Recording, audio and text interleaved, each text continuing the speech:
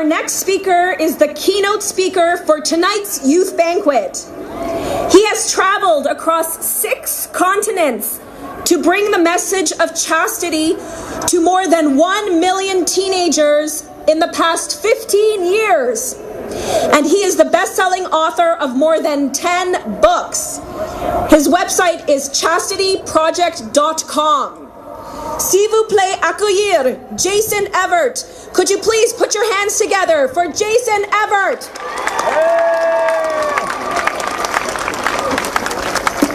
Thank you very much. My grandparents were married for 65 years.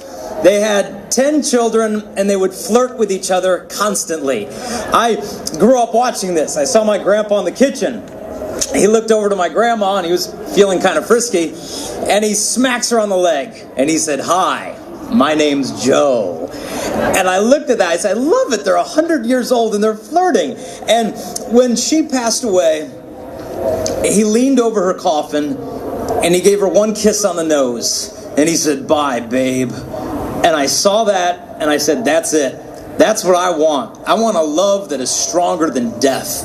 Now, why do I mention this at a March for Life? It's because sometimes we forget that every woman walking into an abortion clinic only 4 weeks earlier was looking for this love, because she is created for love. And if a woman thinks that sex will bring her love, she'll risk getting pregnant. She'll risk the abortion. She'll risk the STDs if she thinks it's going to bring her love. For 3 years in college, I did sidewalk counseling in front of an abortion clinic. And I always felt late. Why am I meeting this woman 45 minutes before she's lying on an abortion table? Why couldn't I have met her when she was a sophomore in high school, a sophomore in college? Because if then she knew the difference between love and lust, she probably never would have dated this guy in the first place. And so I began to think, where are all these abortions coming from? Is it from the abortionists? Is it really from the pro-abortion legislation? Or is it from unchastity? Look at the numbers. 84% of women who have an abortion are not married to the father of that child. We have a generation of men that are afraid of their own fatherhood. A generation of men afraid of commitment.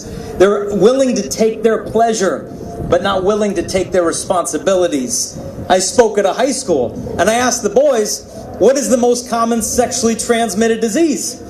One boy raised his hand. He said, "I know, pregnancy." I said, "No." I said, "Children are not bacteria." But who can blame these kids?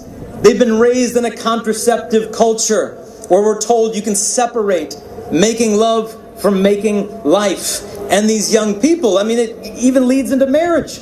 When my wife and I had our second baby, people said, "You're done, right?" And then we had our first girl. And they said, "Well, you've got a girl, you're finished, right?" What do I say to that? Finished? Yeah, we've collected all the genders. We can stop procreating now. But these young people, what is the solution? Because it creates a mess in these teenage relationships. I remember meeting one young woman, got pregnant. Her mother forced her to have an abortion. She got pregnant again. Afraid of having another abortion, she ran away.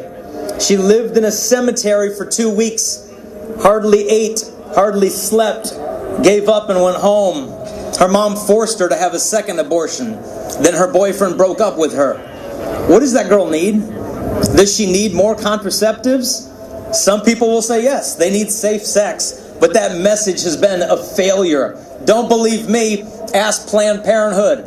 They have said that most high school pregnancies are caused by the failure of contraception, not the failure to use contraception. They have admitted most women who have an abortion were using birth control the month they became pregnant.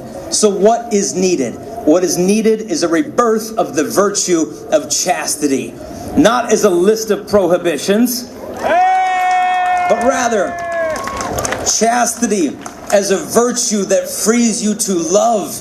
Because at the end of the day, the safe sex message, that degrades women. It reduces a woman to her reproductive organs. Because as long as we protect those, then we have protected her. But I don't know about you, but I believe there's a lot more to a woman than her reproductive organs.